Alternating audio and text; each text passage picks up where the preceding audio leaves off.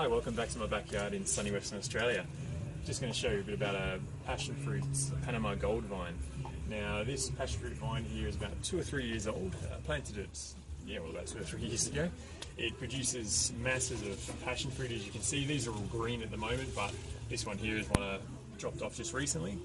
They're generally a bit bigger than this, maybe about that big. But yeah, they're full of beautiful, sweet passion fruit. They're probably the sweetest passion fruit I've ever tasted in my life. This was actually meant to be a Panama Red, however, got a surprise and they ended up actually being gold. Now, as you can see, it gets quite big. It's taken over a fair bit. I've actually built a trellis here. It's actually got some wooden stakes about 2 meters tall, and it's about 3 meters long. And yeah, this thing just has gone crazy. At the start of this warm season, it was actually only about 1 meter tall by 1 meter wide, and it's just gone everywhere since then. So it's probably got hundreds of passion fruit on there right now that'll ripen over autumn, winter and spring. That's generally when you get your harvest. Now, it does take about 2 years to come into flower and fruit, particularly here in Western Australia, as it does have a cold season where it goes dormant for a little bit.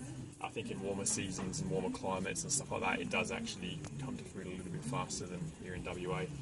But yeah, if you come over here and look where I've planted it, you can see just under here, actually here's a good example of how big the passion fruit actually gets on this label. That's a life-size example there. As you can see, it says Panama Red, but this is not red.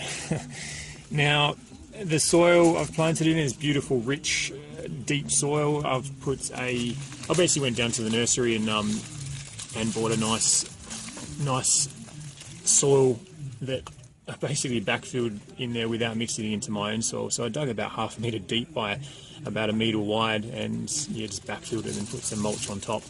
Now this passion fruit is going crazy with that soil.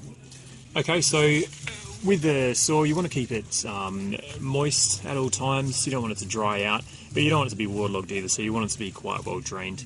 Now, fertilizer wise, I provide this with a dynamic lifter, specifically a fruiting formula of dynamic lifter, every 3 months, and you just follow the instructions on the packet for that. But I think it says about every 6 months, but I put it on every 3 months.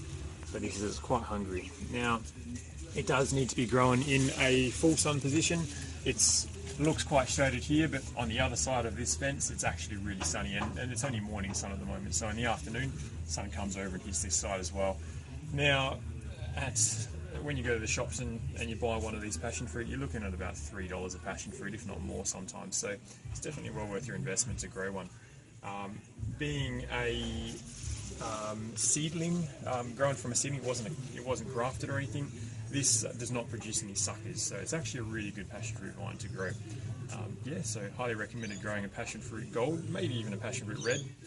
Who knows what you get though. So enjoy your gardening.